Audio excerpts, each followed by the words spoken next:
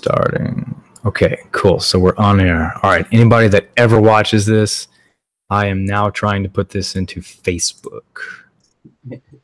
So.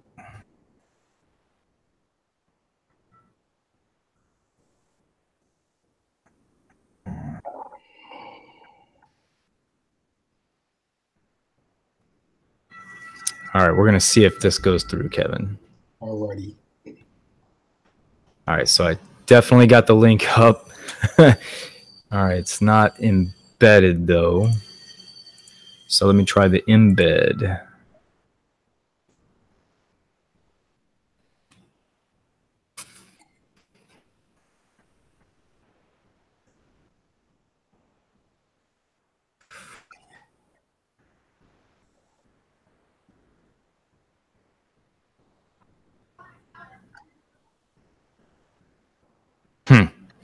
Okay, yeah, I don't know. So in the group, so I just posted like 2 links, but I think they're literally just links back to YouTube.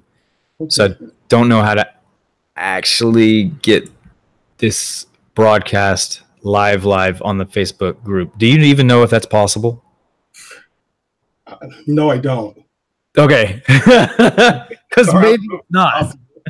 All right. Well, anybody can click on that link, and this will pull up in YouTube, and they'll be able to see it. So let me enter a chat here. If anybody turns up in here. Oh, a chat out. All right, so I see that the chat is working. All right, are you able to see my chat up there? I can see your chat, yes. All right, cool. So we're definitely live. We just might not be Facebook Live. Okay, I'm okay with live, and then one of these days we'll figure it out. Yeah, we will. Okay. Let me see, is this thing on? David Eaton just commented in the group, is this thing on? Guys may have to follow the link.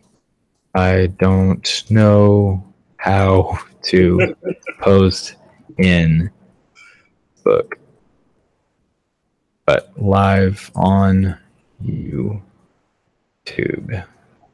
Okay, here we go. Sorry, guys.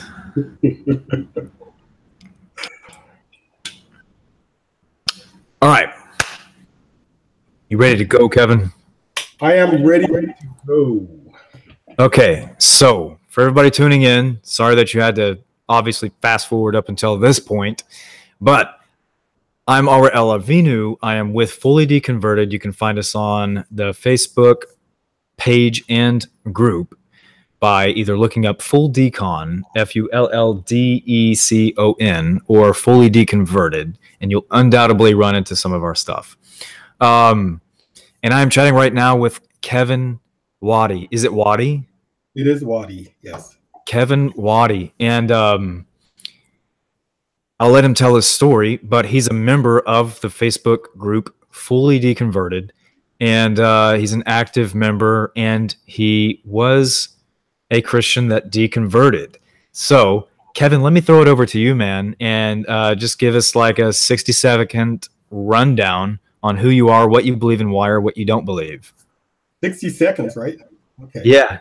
So when you, Aura, first of all, Aura, I want to thank you for your bravery and foresight to create a group like this, because I've been on other groups where the fallacies fly, the ad hominem fly, name calling, critical thinking, it gets thrown out the window, and it's very discouraging. So to have a group like yours who welcomes all brands of atheism, agnosticism, theism is just refreshing, because we can have good discussions. So I'll try to be brief with my history because I've been a Christian for a long time. So I was raised in the church, it was a black church, a Methodist, Christian Methodist Episcopal church. It wasn't charismatic. However, my mom was a Pentecostal lady from years ago. So I grew up with the value of Pentecostalism and speaking in tongues, going to church, 4 days a week, reading the Bible at least every week as a family, believing the Bible as it was written. I've always had in my earlier upbringing, I always had this desire, or I knew that something was missing. I didn't sense reality. There's something that I'm missing here. So even at 13, I went to some kind of youth retreat, and got born again, saved, spirit filled. Mm-hmm. And when I came back to my home church, I saw the foolishness that was being talked about in church and from the pulpit. And I thought, no, this is not what God wants. There's something we're missing. So I left that church and went to a charismatic church, a Foursquare church. And I had a great time with the youth group, ended up having a love of music. And through the years, fast forwarding the next 10 years, I became a worship leader, guitar player, formed even a worship band. In our mind, we were going to help the church know what it means to have a worship leading ministry. So it was a worship leading ministry. We were very devout. Throughout that time, I knew I could speak in tongues. I knew that. I knew I was spirit filled. And I absolutely knew that I would never fall away, right? I was apologetics was a mine. Counter cult type ministries were a passion of mine. Walter Martin, Monograph, so forth. I went to Liberty University, online courses, Norman Geisler and others that I read and studied under pretty much. And through going to a church the last, I guess, 10 years now, where I was the head worship leader of a large church in Salinas. Great music, guitar, rock stuff. We did Coldplay. We did a lot of really contemporary, even secular stuff from the station. I loved it, and we were passionate about our ministry. But I realized, we're kind of playing by our own rules. That as I got more into the Bible and began to study, I realized churches don't go by the Bible, at least mainstream churches. They do what they think is right, which is fine. But I'm thinking, then we're making up our own rules. So what is this? Through the course of this time in my ministry life and Christian life, I got into a marriage. And that's a long story, but I got into a couple of bad marriages, largely because of my religious views of divorce and premarital sex. And I just made stupid decisions because I felt like I failed God. So I might as well just, stay in the bed, live in the bed that I made for myself. But after about 20 years of a really bad marriage for me and my ex at the time, or my ex-wife, I realized, and my study of the Bible about divorce, I realized, wait a minute, there's something not right here. We're doing this wrong. So I thought, so we divorced, and I realized, God's okay with that. The Bible doesn't say God hates divorce. He hates, and I had my way of translating what the original divorce was and so forth. But in the course of that, I began to study what the Old Testament said about everything and what Jesus said, allegedly, about everything. And long story short, it led me away from at least organized church. And so I started looking to, if those of you who are out there, if you've heard of, what's the word? Organic church. And that's a specific thing. So if you want to look it up, look it up. And it's just home fellowships, meeting together, the core of what Christianity was all about. Well, I could never find an organic fellowship, and I was looking for the magic bullet or the magic sign. This is the organic church I want you to be in. Yeah. And by then, I'd been remarried to a beautiful lady who was on my same journey. And we realized after talking to my son and watching him for 2 years, knowing that, this guy doesn't go to church anymore. He was 17. I really like his mind. He thinks clearly. Why isn't he going to church? And I kind of figured out, I think he's an atheist, but I don't know. So I asked him. And he basically said yes. Now, I would never fall away in the past, but by then I'm thinking, wait a minute, I think my son's onto something. And I just kind of slowly migrated my way into atheism and then into anti-theism. So that's another topic. We can get more into those things, but that's basically where we are. Most of my family is. Two of my older girls are not, but there you go. That was more than 60 seconds, though. Yeah, well, that was a great intro. That was a good spill right there. Okay, so from what I understand, you were, and give me a time frame because the audience might not know how old you are now, but like about how many years were you involved in Christianity? Well, I'll say I'm 54. So I was involved. I mean, again, born into it, but I would say consciously from about 6 or 7 until about I was 50 or so. I was involved in ministry, apologetics, anti-cult ministry, worship leading. Yeah. So about how many years is that? 40? Yeah, we can call that 50. Yeah, we call it 50 easy. All right. That sounds better. So your whole life was spent in Christian ministry. Somehow you're either being exposed to it or you are in it in ministerial positions, whether as part of worship, praise, or whatever. What is it like to go that long in your life? If you could summarize it, like, let's say in a few words, because maybe a lot of people might relate to how you say it feels. What is it like to go your whole life? And then I'm assuming you're open, like maybe to most of your friends and family as no longer a believer. No, I'm out with my family, with my wife. We have 7 kids between the 2 of us, and 2 of each of our kids are home with us. Yeah. And all of those kids are atheists. My 2 oldest ones are living with their mom.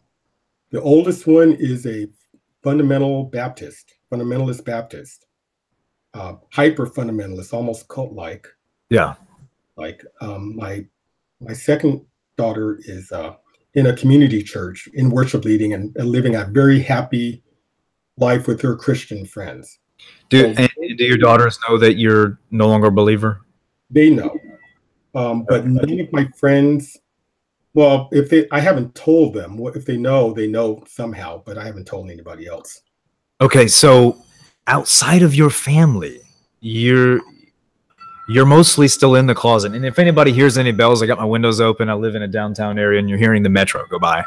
But so most of your family, or excuse me, friends outside of your family is not aware that you're not a believer. And I assume that most people you grew up around seen you in church, seen you in probably what we commonly refer to as leadership positions. Mm-hmm. And I have one buddy. I have one friend who I was in Christian bands with for a number of years. He's my golf buddy, and he knows. We've talked about it. Yeah. He is kind of following my path also. Yeah. Anyone else, if they know, maybe they figured it out. I don't know, but I haven't told anybody else. I'm ready to start. I'm ready to come out, though. I'm ready to start. My goal for coming out would be to help those worship leaders, maybe pastors, but I was a worship leader and I was a youth pastor too for a while, that are maybe stuck in the closet and don't know how to get out. Yeah. Why is that an issue? Why is that a big deal? When you arrive kind of at this crux of having to decide, oh no, do I still believe? Or, and if I don't, what do I do now? Like, how do people negotiate that part of their life? Because you can have one side of the fence when you're on that kind of crux that fully supports everything you do, even financially. But then you have the other side that says, man, like, this is where I'm really going. This is where my thoughts and feelings and my discoveries are leading me, but it has nothing to do with this over here. In fact, it rejects it. How does somebody negotiate that? You know, it's kind of heartbreaking in a way because I know that there are people who are in that position that don't have a support system. You know, I have my wife. Yeah. We're on the same journey, and that's, you know, I don't know where I would be without her. My kids that are home. Uh, when I hear what they talk about and how they view this, it's just helps support me. Yeah. But then some people, that's their living is based off of that. So, you know, how do you go from being a worship leader making, 50 grand a year, that's your thing, and then you're going to learn that that thing is fantasy. Yeah. I mean, I don't know. I mean, I guess there are ministries like Dan Barker has the what is it called, the Clergy Project Yeah. to support atheist pastors. I don't know if there's anything for worship leaders, any kind of support group, but I think that's what's needed, is some kind of support system. For me, one of the main reasons that I haven't come out publicly is because my wife and I want to do this together. Because when I come out publicly, then she comes out publicly, Yeah. right? We need to do it together. So we're waiting for the right time. Are you presently involved in Christian ministries? No, I'm not. Okay. No, when I left the church, the organized church, about 3, 4 years ago, I, um, I was looking into organic church. So these past 3, 4 years, I have not been involved at all in the organized church, which actually helped my transition. Yeah. It made it easy for me to get out. And the best thing that happened to me was the first Sunday I was out, I didn't have to wake up. Yeah, I hear you. You know, it's odd because when Sundays roll around, I mean, I'm kind of out of it now. Just so people have a general backstory on me, I came out as a non-believer just a few months ago. Wait, a few months? How many? How much is a few? Okay, so this is June now. I aired a documentary called "Reshaping Reality," I think in March, maybe April, and that was my coming out. Can you link that post in the chat? Yeah, yeah, I might. Yeah, let me throw it in here. I want to watch that. Throw it in this group right here. So that was my coming out. So I still kind of have this. I wake up on Sunday mornings, and I'm ready to go. Hang out with community, right? Right. So I'm kind of still in that. Oh yeah, yeah, uh, yeah. For me, everybody's experience is different. Mine was pretty easy because I haven't been involved in the church for a long time. So yeah, there you go.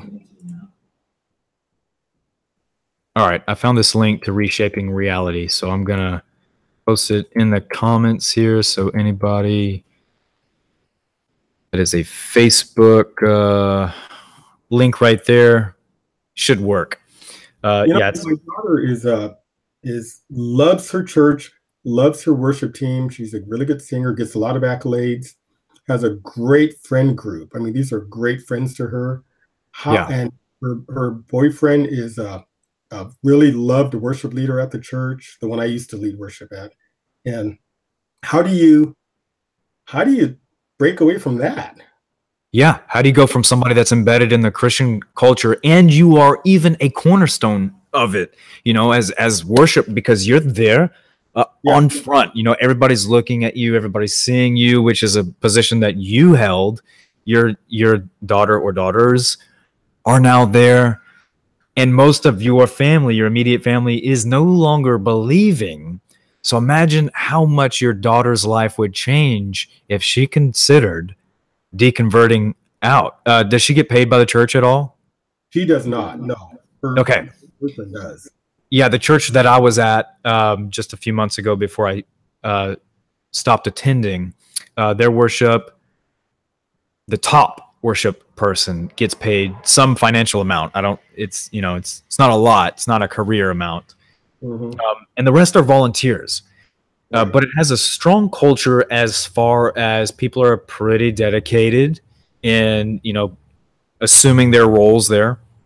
And while there is some turnover, because they're not paying positions, so you're only going to do something intensively for free for so long, depending on the demands that are placed upon you.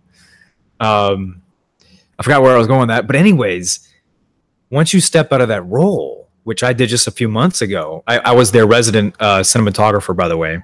Okay. So everybody saw my work. Mm-hmm. Everybody knew who I was. And then it's like your community just drops out from under you. Can you describe in a few words, like just name some feelings that it was like for you, having spent your whole life and then you stopped, and like, how did you feel? Even though you haven't come out, which by the way, Kevin, that might be an intense experience for you, like with you and your family, it sounds like it might have been like a progressive, like kind of gradient. For me, it was wholesale. Bam, I aired a documentary. Now everybody knows. I don't know how that had to have been traumatic with your man. Can you imagine your friends and your ministry partners? Oh my gosh, because I mean, if they're really sincere and devout, then they're thinking, oh my God, you're going to go to hell. Yeah. Unless you're Calvinist and they think, oh, he'll go to heaven. One day he'll figure it out. Who knows? But for me, it's heartbreaking for wasting 50 years. Yes. Wasting, and I could cry when I think about it, making 50 years of horrible decisions. Yeah. I'll say it again, the best decision I've ever made was to, I guess not a decision, finding my wife and making her my wife. Yeah. My life changed with her. She's amazing. You've talked to her. Her name's Leslie. You've talked to her. So the regret, and people say there are no regrets, everything that you've experienced brought you to where you are now. Well, I think that's a bunch of bull. I regret it. And there's nothing that I can do about it. Right. Except for maybe help others like my kids. That's funny. I see my niece just commented in the group, so she might be watching right now. And my niece, my wife's niece, two nieces are following in the same path, by the way. So yeah. I can help my kids and maybe others like me not waste that many years. What else? I don't have the impact on me when I do come out publicly. I don't really give a rip what other people think. But that's only been, I've grown into that because of my experiences of the last 15 years. When people talk enough crap about you for a number of years, because of my divorce and so forth, then you become immune to it, because you know your heart, and you know your motivation, and those kinds of opinions don't make any difference. So I think, to answer the question, the biggest impact is regret of all the years that were wasted. Yeah, I kind of feel the same. So I'm 31. I spent all my adult time, as a believer, obviously. But I have had a few careers that kept me very focused on those careers. So while religious life was everything I did outside of work, I even though I was an intense believer throughout most of that, just doing all the things intense believers do. I actually never had the time to consider the other side. And now that I finally got to a place in my life where I'm like very comfortable with what I do, I took that time for reflection, and I felt like for me, now I'm 30, 31. So I felt like it came at a very comfortable time in my life to make that switch. So I don't necessarily feel like those years were wasted years, but they were definitely wasted in that I could have been doing something else. I could have been believing something. In other words, there was heartache there that was tied into Christian dogma. You spoke about bad relationships. I had a bad relationship that I was told by every Christian mentor of mine to not exit out of. And as a believer, as someone who's wanting to do the right thing, live a holy life, live a sanctified life, you're stuck because there's one reality that says, man, you are hurting. I mean, your heart is breaking, you're hurting, you feel like you might be traumatized even, and the viewers can relate on whatever level applicable to them. But then you got the other side saying, your suffering was foreordained. So continue suffering until God pulls you out of it, but don't do that which God has already commanded you not to do. So like, that modern mentality drives me crazy. Oh yeah. my God. Yeah. So things like that could be avoided. And honestly, I wish I would have been able to avoid that, right? Because we only do that which we're informed on. Right. But man, 50 years, like you sound like you're handling it very well, but I got to be honest with you.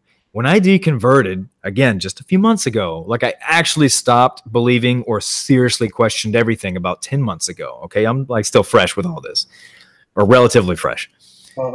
A few months ago, I came out, and that was a life-changing experience for me emotionally. Like I felt like the bottom dropped out. I don't know if my friends would say I went into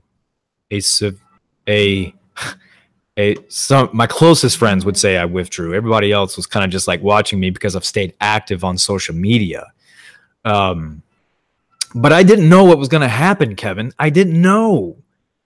Now that I'm out and that I'm free, and now I have to reassess everything, I didn't know what direction that would put me into, because all your values turn upside down, shake, and then just disappear. And you got to figure out, do I have to rethink everything? It's an identity crisis. Yeah, it's a crisis. Yeah. Did you experience that? I did experience a little bit of an identity crisis, I think maybe over the past couple of years, but because my transition was slow, it was not as intense. Yeah. And because my wife was on the same journey I was, we supported each other through that journey. Nice. And then my younger kids at home were basically on the journey with us.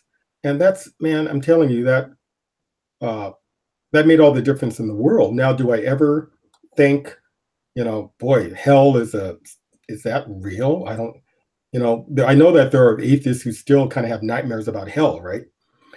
I never do, because when I think about, with all the study I've done of the Bible, apologetics, systematic theology, and all that, when I think about God, and if He's real, or the biblical God, really, yeah. if He's, I think, well, then you're an ass, because I don't want to anyway. I mean, I'm sorry to be harsh for the theists out there, and I want to do a shout out to Hunter Bailey, who is great to talk to, and he's a theist, and he's very excited about his faith, and I love it. So Hunter, I'd love to talk to you more. But there's no way, even if the biblical God was turned out to be real, I'm sorry, I can't espouse to your morality. So when I think about that, then I don't have any regrets, or the emotional trauma is very minimized. I don't have any fear. I don't have any, there's always a fear of being I'm responsible for every single one of my actions and steps now. Yeah. You know, Why, okay, why is that? Why do you say that? Because if a theist were to hear you say that right, if a Christian, a believing Christian were to hear you say that right now, I'm just gonna assume it might go over their head a little bit. What's the significance of what you just said? You're responsible for everything you do. What do you mean? okay. So let me see if I can unpack that. That's a very good question. Uh, as a believer, I knew that I didn't, I wasn't motivated by fear, or I wasn't motivated by a fear of hell or by the stick. I wanted to please God. I wanted to serve Him. I wanted to know His will, and part of that was guidance by the I call the Word or the Bible and the Holy Spirit, right? And if something happened, then it was to me that was negative. Okay, God has a reason for that, or okay, God, what direction should I take in the job or whatever? And if I got a sense that that's the job that God wants me in, then I would take it. And it Yeah. might turn out well and it might not turn out well. Right. And so there's always that in the back of my mind anyway. I'm speaking for myself. I wanted I want to be directed by the will of God, you know. Um, well, and the consequences I leave in God's hands. Well, now the way I look at it is there I say there is no God. Or I would say technically, if I was in a debate, there's no evidence that there is one. So show me the evidence. I'm happy to look at the evidence. Um, every choice I make is my decision based on my wisdom, based on what consequences I can live with, and based on anything I can't foresee the future. And it might go good, it might go bad, or whatever. But it's all on me. And I bear the sole responsibility. And this is one life. And if I mess up this life, it's on me. If I can excel in this life, and that's on me, I can take credit for all the good stuff too, which is cool. And responsibility for the stupid decisions I make. You know, it's instead of being a child emotionally, it's being an adult emotionally. And I don't want to sound. That's just how I view it. So I know a lot of theists will disagree, or maybe even feel the same way for different reasons. But the way I look at it is I want to live a life based on sound principles, logic, believing, like Matt Dillahunty says, believing as many things that are true and as few things that are not true.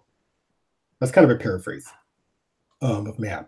But that's how I want to live my life. And I'm happy. What's the detriment when, let's say, when because you and I were both Christians, so we can speak freely from that perspective at any time. Mm-hmm.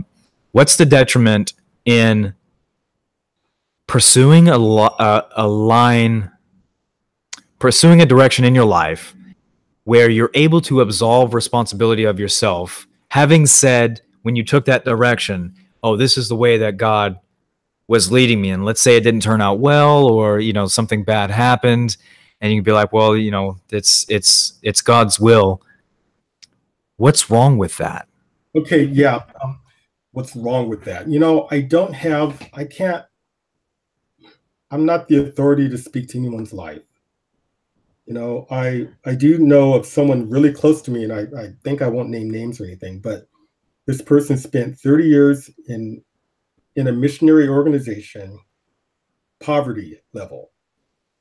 I ended up getting married to a lady in that missionary organization, poverty level. Ended up having 4 kids because that's what God wanted them to have, poverty level.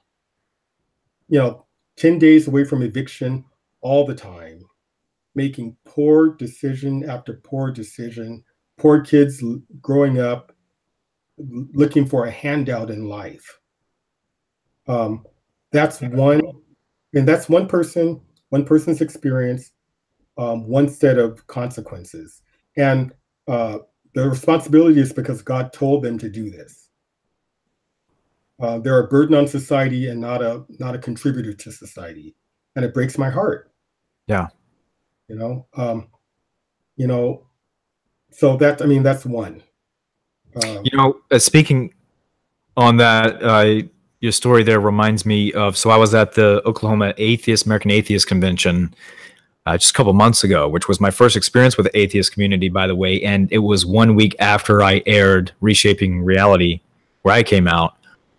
And one of the speakers, Kevin, was this lady that was served under Mother Teresa. Okay. Said it was an incredible story. I even asked her a question. I'll tell you what my question was in just a minute if it seems relevant. But and she was talking about the conditions that, you know, Mother Teresa and all the other people that performed that type of outreach or ministerial work lived in. And it was not anything like, if you live in America and you have a job, you would never want the lifestyle which they had. Like, it just wasn't good, and you're not even treated well. And a lot of times people don't realize it, but when you're in church culture just as a member and you sit down in a chair or a pew or whatever, you get one perspective on what's going on there. But when you're behind the scenes when you serve, volunteer, or you're on payroll or whatever, like, you begin to see it more operates like any other corporate organization, because we're humans, right? Like, it just happens that way. So this lady was talking about, you know, because they have to take a vow of poverty. And she just realized one day it wasn't for her. And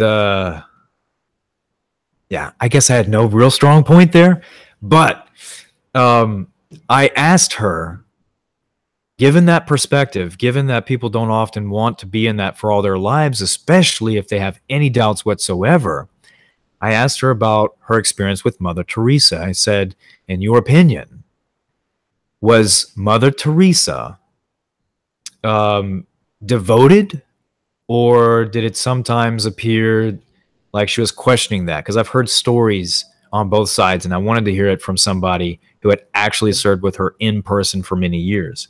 Mm-hmm. She said that Mother Teresa was the most devoted person she ever knew. That came as a small surprise to me. I'm not sure exactly why.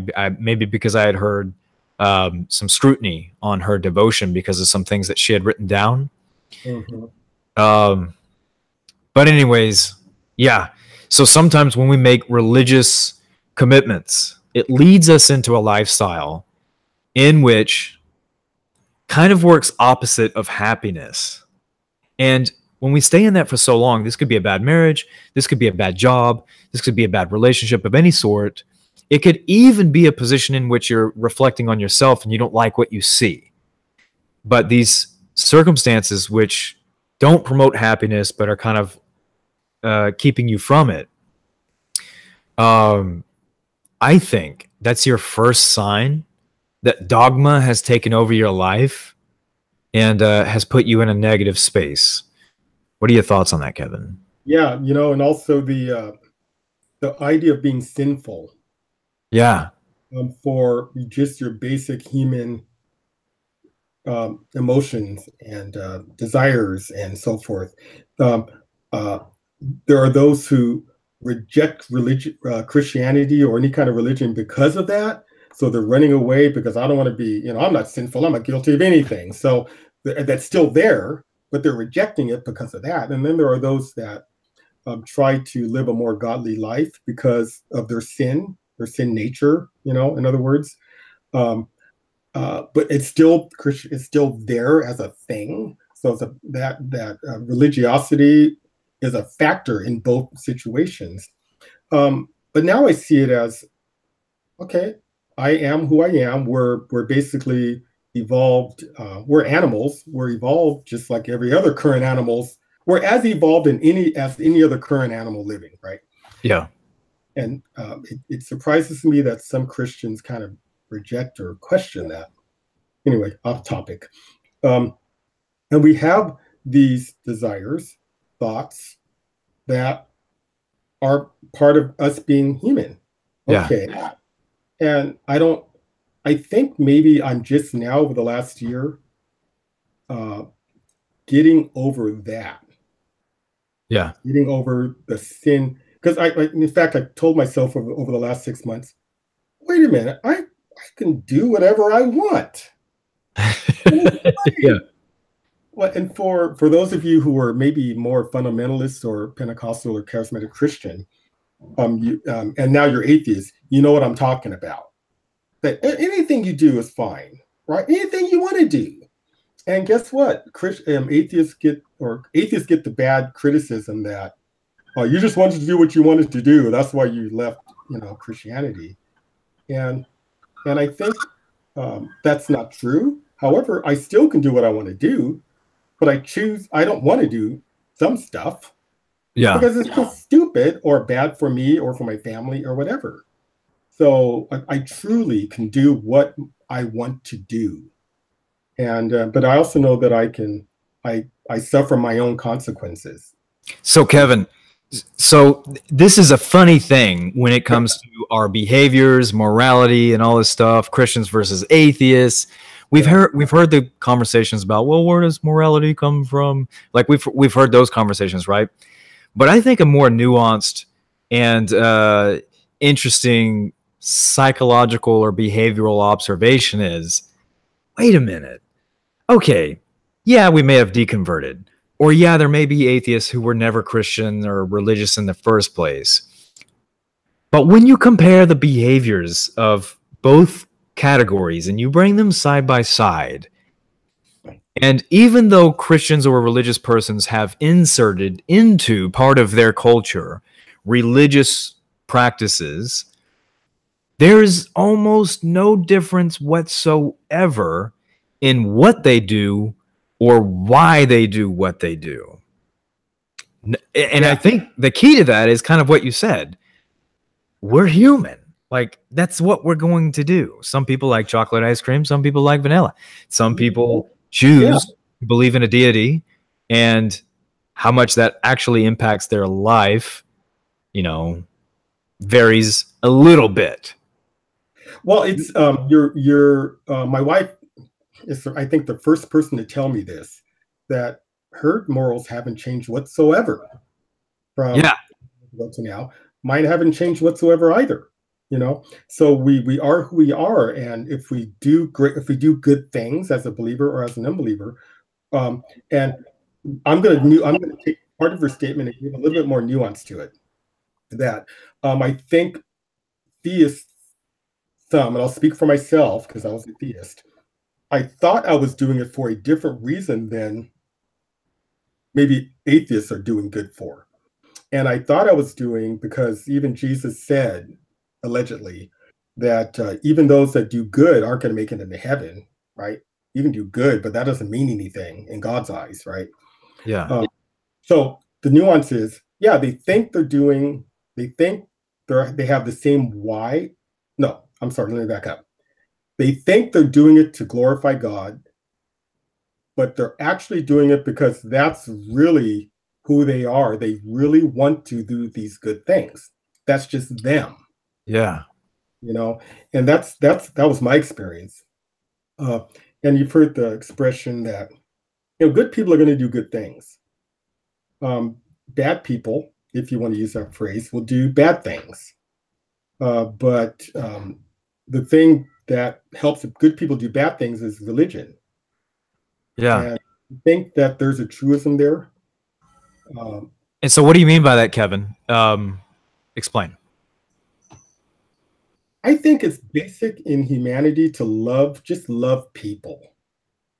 I think if when you get people together that are of different, maybe political persuasions or in many different areas, if you get them talking, they want to really deep down connect with humans. That's just part of being a mammal, actually.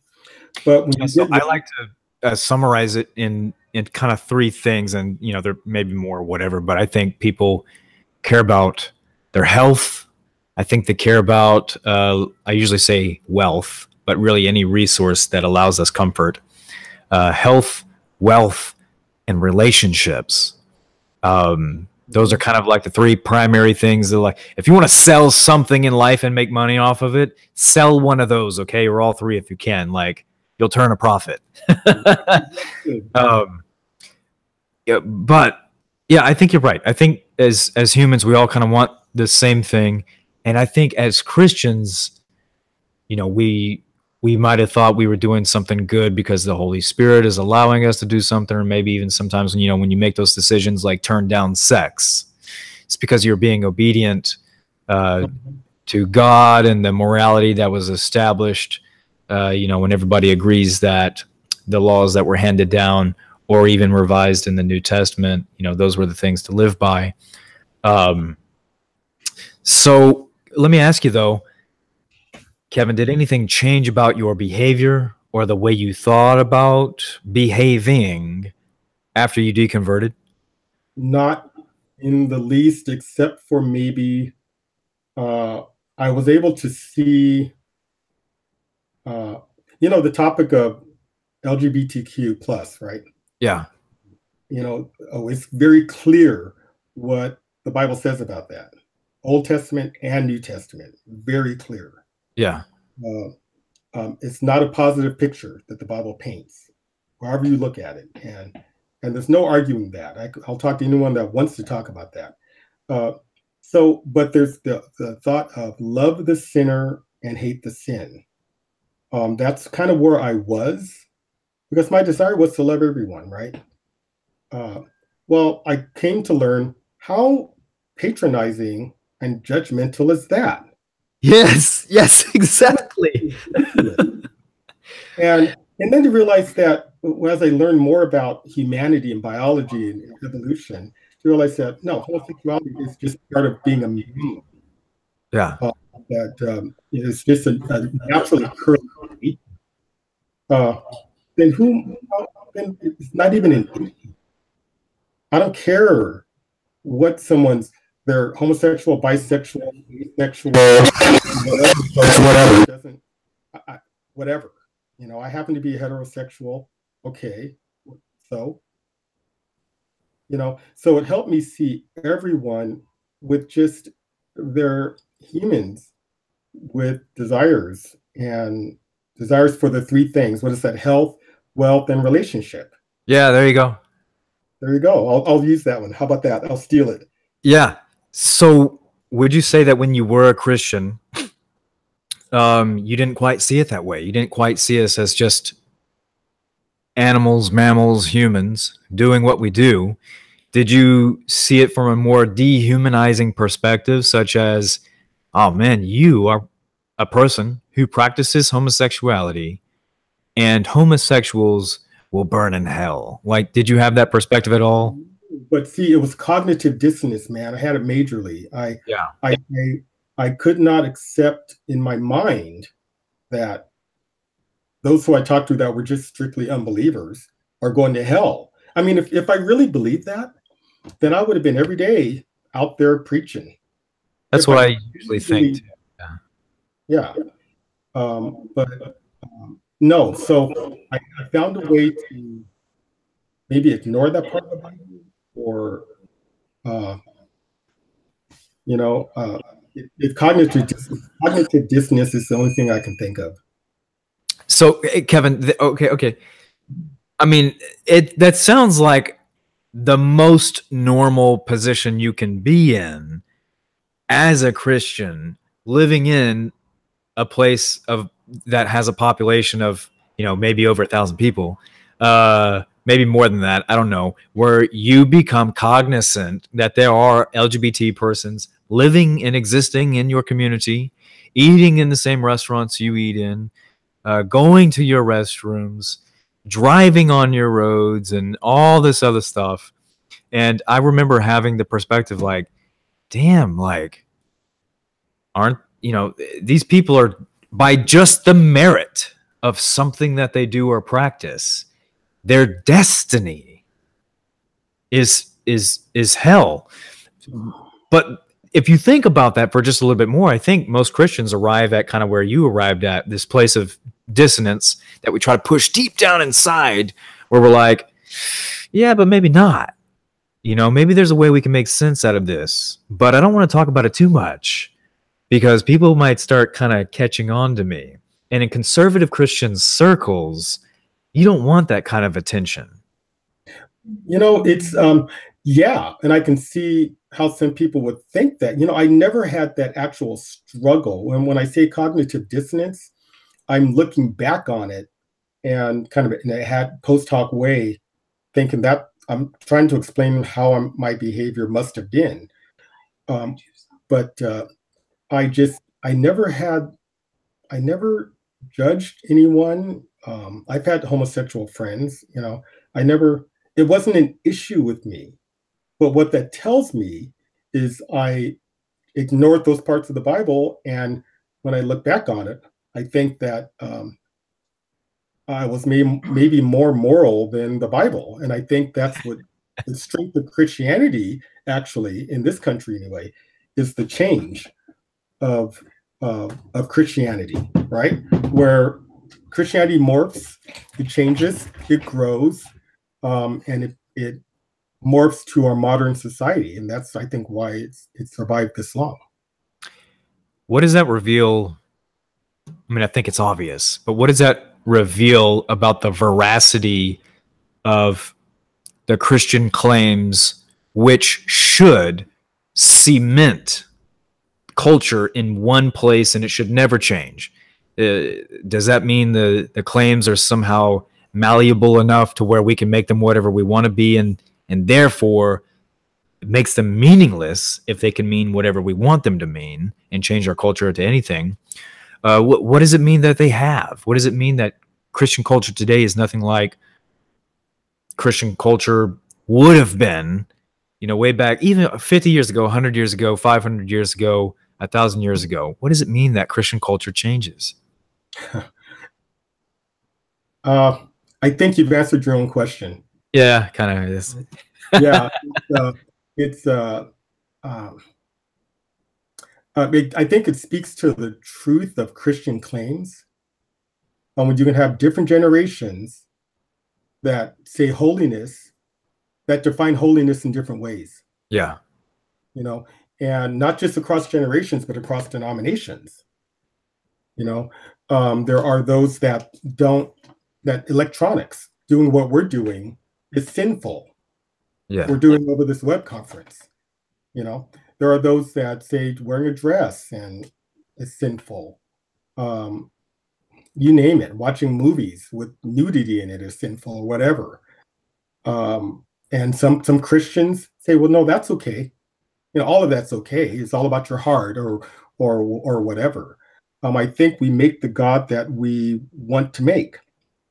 And I think sometimes we look at the Bible and think, well, God meant this. He didn't mean that. And so with every generation, every denomination, we look at the same passage of scripture and say, well, God meant this. Yeah, and I think that's what I did with homosexuality or any other sexuality. I said, well, God must have meant this because he loves everyone. Yeah, it's kind of hard to reconcile a loving, personable, father-type figure God with a being that will just destroy your existence because the person you love, and get this, heterosexuals, you didn't really choose much, okay? Yeah, we have all the choices that we make. But when's the last time you flipped the switch to where you didn't like chocolate ice cream, you liked vanilla? No. You tasted that chocolate ice cream and you're like, yep, that's the one. That's the one. Or you just have this attraction and that's it. So right. And then if it ever becomes if it ever is shown that there is some kind of genetic influence, then Christian theology goes out the window. So, theists, just watch for science and you'll see, I think.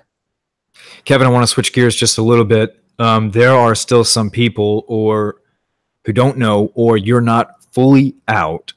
What's going to happen? Let's say you decide you're going to come out on your personal Facebook page or wherever you're at, openly or publicly, and you come out. What do you think are going to be some of the changes?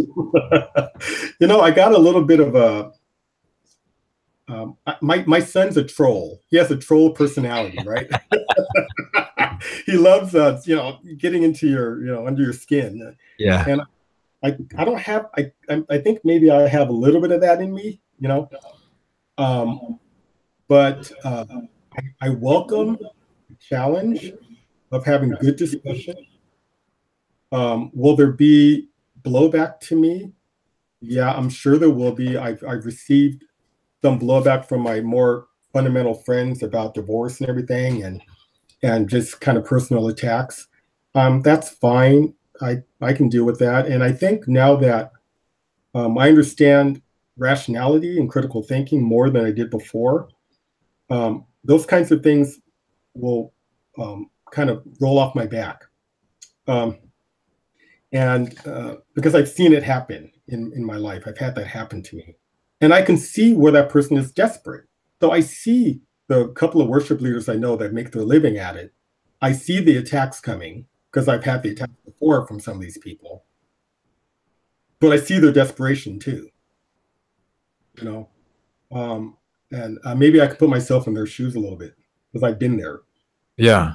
What would you tell somebody who has pretty much reasoned their way to a position where they no longer believe in God? They're just not ready to say that out loud, or they're not ready to share that with their friends, or they're not ready to be public about it. Now you're not fully public, but what words of encouragement would you have to a person like that who's in that position and they are afraid to move? You know, I don't presume to know. You know, I think it might depend on who it is and what they have to say. What I would say is I would love to talk to you. You know, direct message me, and you know, you need support. You know, you need support, and you know, I had support with my wife, but some people don't. Some people's spouses are strong, hard evangelicals or whatever, and they're an atheist. I can't imagine how hard that is. So Yeah. yeah. Well, I'm going to try to throw a couple of quick questions at you before we start wrapping this up. And I'll see if I can hit on something here with you. What's something you love about your life now as a non-believer? Wow. You know what's cool? Yeah, Monday mornings, I can get up, you can go golfing or hang out with my wife or whatever, sleep in until noon or whatever. Yeah. I can enjoy people more than I did before. I can just enjoy wherever they are, hang out with them. I can also choose to ignore and reject people from my life. Got some feedback on that.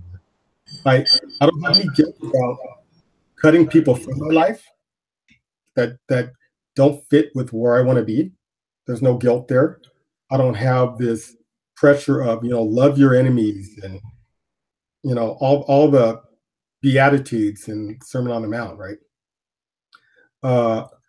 I don't tell myself you should do this, you should ... No, I do what the heck I want to do. Yeah. And guess what? I'm a pretty decent person. So the stuff I want to do is a pretty decent thing. Yeah, imagine that. Yeah. And I can take credit for that without feeling like, oh, you're being prideful or arrogant. You know, whatever. I know when I screw up. I know when my logic fails. You know, and I can also take, if someone wants to point out my fallacies and my illogic in certain areas. Okay, great. Thanks for letting me know. You know, then I'll grow. I'll take that and I'll learn. So I'm just. Yeah, so let me go opposite of that, Kevin. Okay, go for it. So what are some things that you dislike? Now, I'm with you, man. I think we have a great life when we free ourselves of dogma. Yeah. But like, what is anything about your lifestyle now, your engagement with other people, that has made your life just a little bit more like, come on, like, do I really got to deal with that? Like, is there any part of your life like that? Well, two things. One, community. Finding, you know, my wife and I and my family and I we feel pretty isolated. And I got to tell you, if I'll say it like this, maybe all the theists will appreciate it, that your group is a godsend. Oh, nice, man. Yeah, we love your group because we're with people who, not just atheists, but theists also, who want to have good discussions and learn from each other. But community is what's missing uh, from for us. Yeah. And I don't know what percentage of atheists are out there in the world, but most of us aren't getting together with other atheists. You know, Yeah. the other thing that I'm missing, that the hardship for me, is watching my two oldest daughters. One of them's in a pretty much a fundamentalist type cult like church, and the other one I told you about that's in her very happy fairy tale experience. I love to watch her do that. Is great in one sense, and another sense I know is fantasy. Yeah. Uh, Watching that without having pretty much any influence in that is heartbreaking. Yeah. You know, so those are the only two negatives I can think about. Yeah. Well, I guess I would be right there with you with the community thing a little bit. That was one of the immediate things I lost when I came out as deconverted. Yeah, um, Especially when that's like your whole a big. It was most of my social life, and most of my local friends here. mm-hmm. And that kind of drops out. And some of them I still hang out with and talk to, and I host socials here at my place, mostly karaoke parties. If you go on my personal Facebook page, you just see videos of us just hanging out. Man, too Um, bad you're in California, dude. I know, right? Yeah, I know. Hmm. There's, I think, somebody in the Facebook group lives near here, so you may have seen me tell her, "Hey, we should do an in-person interview." I think so. Yeah. Yeah. But I am a very social person, so it I counted it as a great loss to have lost that part of the community. But then I picked up in other areas, and part of that, Kevin, was creating the Facebook group Fully Deconverted, because twofold reasons that I'll say here off the top of my head. One, community. People like you, other theists who are going through this process need to know that there is a community there for it, Yeah. or just a community in which they could exist, really, just at a base level. And then at a slightly higher level than that, they need to know that the process is okay to go through. That is something I didn't have. So after I came out of it, then I made, once I experienced the repercussions of all that stuff, I made Fully Deconverted. And I was in other groups and that sort of thing, and I kind of seen the culture there. And you can never really predict where the culture will go based Yeah. upon, the people in, because you don't want to censor too much. You don't want to like kick people out and all that other stuff. Oh my gosh. But you And do want to try to encourage and promote a certain type of thing. And my vision for Fully Deconverted was that people can come and scrutinize ideas. yeah. And I mean, I think we've turned out with a pretty good crew so far in the Facebook group. So I'm thankful for that, for sure. That's everything, actually. I think so. Um, I mean, you've seen you've been in those groups, and we've commented on the groups that you see atheists calling people names. I don't understand that from a group of people who call themselves critical thinkers, humanists, who value logic. How can that be possible? And I know I'm a idealist in some ways, but come on, atheists, come on, you know, get your act together, atheists. Come right? on, fellow humanists. Yeah, Yeah. but people are people, and humans are humans, and that can happen on occasion. And we all fail, we all falter in our relationships with others. But I like how you set the tone, RL. You've definitely set the tone and how you welcome people, how you talk to everyone, theists and atheists. You find a way to value something, and whatever anyone says, um, and you're not afraid to challenge what anyone says uh, without ad hominems. and for those that don't know, without attacking the person, Yeah. you're the idea. And we should be attacking ideas. Yeah. That's how we learn and grow. So thank you for doing that. And every other person in the group, we all have a responsibility to keep the group moving in a positive direction. And so we want see theists, atheists, we put labels on people. Wherever you are, let's talk. I want to learn.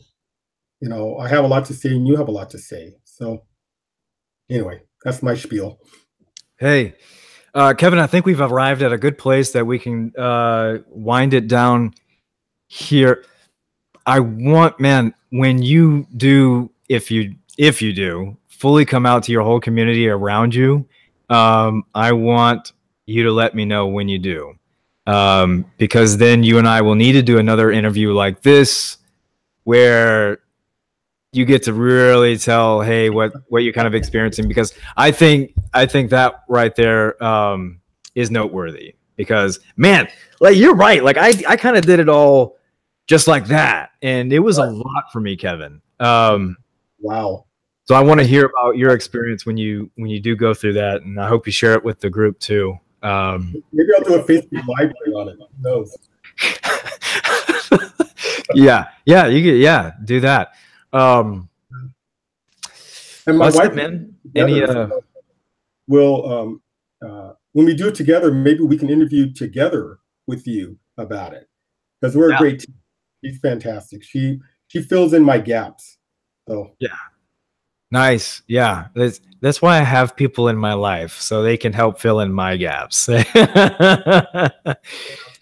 So, Kevin, thank you so much, man, for sharing in this interview and sharing a part of your story. We've talked for about an hour, man, but I feel like we're just kind of scratching the surface on so many issues that we've been able to touch on. So I look forward to your discussion in Fully Deconverted Facebook group, and more interviews, maybe discussions and debates in the future with our regular people that we seem to be bumping into. Yeah. And that's it, man. Any parting words? Yeah. Shout out to Brittany Colucci out there, and Kyle Colucci, and Zach. I forgot your last name, Zach. And Hunter Bailey, Luke. Man, great discussions. And let's talk again. Let's get together. I'm dying to get together again. So yeah. And keep up the good work, RL. Hey, thank you, my man. Thank you. And yeah, we got some great people in the group. I really appreciate it. And for all those who will watch this interview in the future, feel free to share, post it, comment on it, that sort of thing. And if you're watching this on YouTube, go check out the Facebook group, Fully Deconverted. There's a page and a group. A page, you'll see all the content that I publish for videos, and I have more projects coming that I think will be interesting for everybody. And consider joining the group so you can join in the discussion. I think everybody's voice is valuable, and I think we all have something unique to offer for others to consider, because always remember, somebody is on their journey that is just like you, or they're looking to you for a little bit of guidance about what theirs might look like. With that said, Kevin, say bye. Bye, guys. See you later.